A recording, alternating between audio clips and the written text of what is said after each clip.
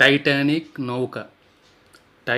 నౌక white star line అనే సంస్థ కోసం హార్లెన్ అండ్ వాల్ఫ్ అనే నౌక నిర్మాణ సంస్థ తయారు చేసిన మూడో నౌకలో ఒకటి.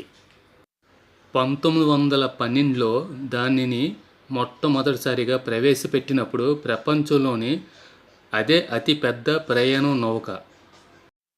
దాని మొదటి ప్రయాణంలోనే ఏప్రిల్ 14, 1912వ తేదీన ప్రమాదవశాత్తు ఒక మంచు కొండని ఢీకొని సముద్రంలో మునిగిపోయింది. 1517 మంది ప్రజలు మృత్యువాత పడ్డారు. దీనివల్ల ఇది అపకీర్తిని మూటకట్టుకోవడమే కాకుండా చరిత్రలో అత్యంత దురదృష్టకరమైన సంఘటనలో ఒకటిగా మిగిలిపోయింది. దీని నిర్మాణంలో అప్పట్లో ఉండే అత్యాధునిక సాంకేతిక పరిజ్ఞానాన్ని ఉపయోగించడం వలన అది మునిగిపోవడం అసాధ్యం అని జనాలు నమ్మేవారు.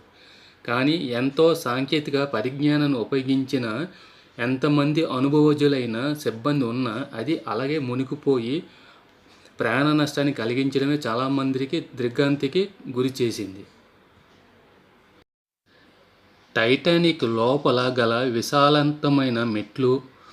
టైటానిక్ నౌక వైట్ స్టార్ లైన్స్ అనే సంస్థ కోసం ఐర్లాండ్లోని బెల్ఫాస్ట్ చెందిన హార్లెన్ అండ్ వాల్ఫ్ అనే నౌక నిర్మాణ సంస్థ తయారు చేసిన మూడో నౌకలో ఒకటి.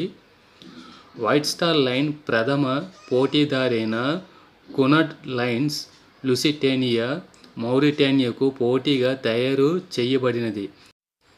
దీని సోదర నౌకలైన ఒలింపిక్, త్వరలోనే నిర్మించబడే బ్రిటానిక్ నౌకలకు కలిపి ప్రపంచంలోని అతి పెద్దవైన విలాసవంతమైన నౌకలుగా పేరు తెచ్చుకున్నాయి. టైటానిక్ నిర్మాణం మార్చి 31, 1909లో అమెరికాకు చెందిన JP Morgan international merchant marine company సమకూర్చిన నిధులతో ఆరంభమైనది. దీని ప్రధాన శరీర భాగం హల్ 1911 మే 31కి పూర్తి అయ్యింది. ఇతర విడిభాగాలు మార్చి 31, 1912కి పూర్తయింది. ఇది 882 అడుగుల 9 అంగుళాల 269 మీటర్లు పొడవు, 92 అడుగుల 6 అంగుళాల 28 మీటర్లు వెడల్పు, నీటి తలం నుంచి 60 అడుగులు 18 మీటర్లు ఎత్తులోనూ ఉండేది. ప్రయాణికులకు, నౌక సిబ్బంది మొత్తం కలిపి ఇది 3547 మందిని మొయ్యగలదు. దీనికి రాయల్ మెయిల్ స్టీమర్ అనే పేరు కూడా తగిలించారు. అప్పటి నియమాల ప్రకారం ఈ నౌకలో సరిపడా లైఫ్ బోట్లను నౌకలోని ప్రయాణికులందరికీ అవి సరిపోలేదు. ఆ కాలంలో టైటానిక్ నౌక విలాసంలోనూ సౌకర్యంలోనూ దాని ప్రత్యర్థి నౌకలన్నిటి మీద ఈ నౌక మంచి పేరు తెచ్చుకుంది. ఈ నౌకలో స్విమ్మింగ్ పూల్ ఉంది, జిమ్ ఉంది, టర్కిష్ బాత్ ఉంది, 2 తరగతుల ప్రయాణికులకు లైబ్రరీస్ కూడా ఉన్నాయండి. మొదటి తరగతిలోని ఉమ్మడి గదులు ఖరీదైన చెక్కలతోనూ ఆకర్షణీయమైన అలంకరణలతోనూ నిండి ఉండేది. మొదటి తరగతి ప్రయాణికులకు కేఫ్ పెరిసియన్ శైలిలో వంటకాలు లభించేవి. టెర్రలిస్ అలంకరణలు చేయబడ్డ కొద్దిపాటి సూర్యకాంతిని ప్రసరింపజేసే వరండా, డైనింగ్ హాళ్ళు కూడా ఉండేవి. ఈ నౌకలో ఆ కాలంలో అప్పుడే కొత్తగా అభివృద్ధి చెందిన అధునాతన సాంకేతిక పరిజ్ఞానాన్ని వాడటం కూడా జరిగింది. ఏమిటంటే విద్యుద్దీకరణ వ్యవస్థ, నీటి ఆవిరితో నడిచే జనరేటర్లు ఉండేవి, 2 శక్తివంతమైన మార్కోని రేడియో సెట్లు కూడా ఉండేవి. ఒకటి 1500 వాట్ల శక్తివంతమైనది. వంతుల వారీగా విధులు నిర్వహించే ఆపరేటర్లతో రేయింబవళ్లు నడపబడుతుండటంతో మూలన ఇది మిగతా ప్రపంచంలోనే ఎడతెరిపిలేని సంబంధాలు కలిగి ఉండేది. టైటానిక్ నౌక మొట్టమొదటి చిట్టచివరి ప్రయాణం ఇంగ్లాండ్లో సౌతాంప్టన్ నుంచి న్యూయార్క్ నగరం వరకు సాగవలసి ఉంది. ఎడ్వర్డ్ జే. స్మిత్ నావికుడిగా ఈ ప్రయాణం 1912 ఏప్రిల్ 10 బుధవారం ఆరంభమైనది. టైటానిక్ దాని స్థానం నుండి బయలుదేరగానే దాని శక్తివంతమైన ప్రొపెల్లర్స్ విడుదల చేసిన శక్తి వలన దాని పక్కనే లంగరు వేసి ఉన్న న్యూయార్క్ లైనర్ కట్టు తెంచుకొని టైటానిక్కు సుమారు 4 అడుగుల దూరం వరకు వచ్చింది. కానీ అప్రమత్తమైన సిబ్బంది ఈ ప్రమాదం నుంచి కాపాడగలిగారు. దీనివలన నౌక ప్రయాణం ఆరంభం అవడం గంట పాటు ఆలస్యం అయ్యింది. ఇంగ్లీష్ ఛానల్స్ దాటి తర్వాత ఫ్రాన్స్లోని చెర్బర్గ్ వద్ద ఆగి మరికొంతమందిని ప్రయాణికులను ఎక్కించుకుంది. తర్వాత ఐర్లాండ్లోని క్వీన్స్ టౌన్ వద్ద కూడా ఆగి మొత్తం 2240 మందిని ప్రయాణికులతో న్యూయార్క్ వైపు ప్రయాణం మొదలు పెట్టింది. ఘోర ప్రమాదం 1912 ఏప్రిల్ 14 ఆదివారం రాత్రి చలికి దాదాపుగా గడ్డకట్టుకుపోయే ఉష్ణోగ్రత సముద్రం ఉంది. చంద్రుడు కనబడటం లేదు. ఆకాశం నీలంగా ఉంది. గత కొద్ది రోజులుగా మంచుకొండ గురించి వైర్లెస్ ద్వారా సమాచారం అందుకుంటున్న నౌక కెప్టెన్ స్మిత్ నౌకను కొద్దిగా దక్షిణ వైపుకు మళ్లించమని సిబ్బందికి ఆదేశించాడు.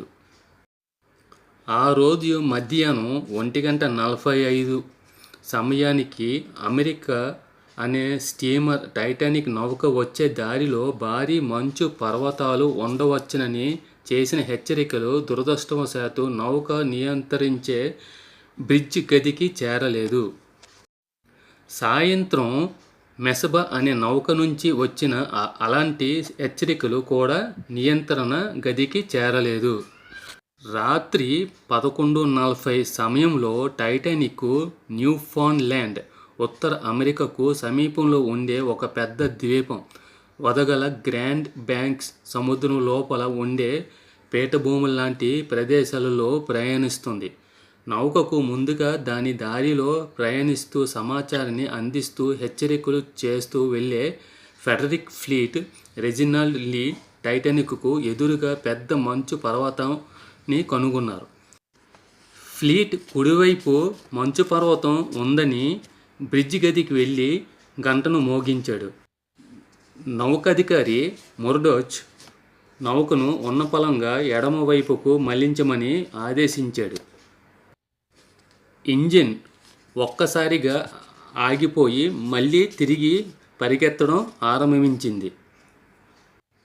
కానీ నౌక పర్వతాన్ని గుద్దుకోవడం మాత్రం ఆగలేదు.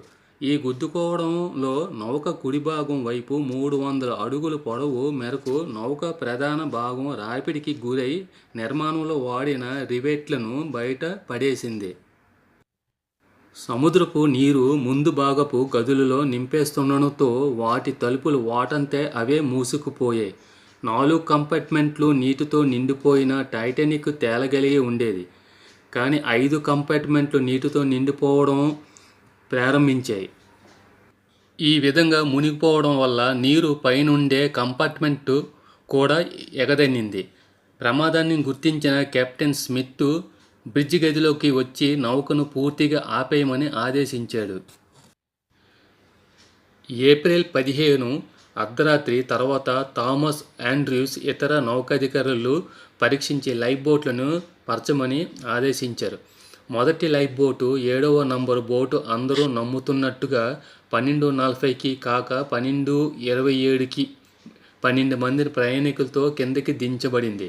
5వ నంబరు బోటు 2-3 నిమిషాల తర్వాత దించబడింది. టైటానిక్లో మొత్తం 1178 మంది కాపాడగలిగే 20 లైఫ్ బోట్లు ఉండేవి.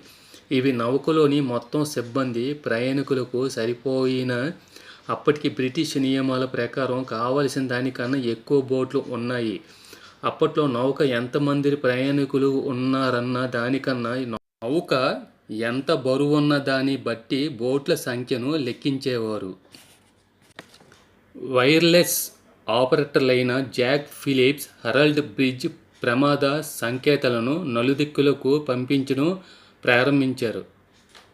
మౌంట్ టెంపుల్, ఫ్రాంక్ఫర్ట్, టైటానిక్ సోదర నౌక ఒలింపిక్ వంటి చాలా నౌకలు తిరిగి సమాధానం కూడా ఇచ్చాయి. కానీ ఏ నౌక సమయానికి దగ్గర లేకపోయింది.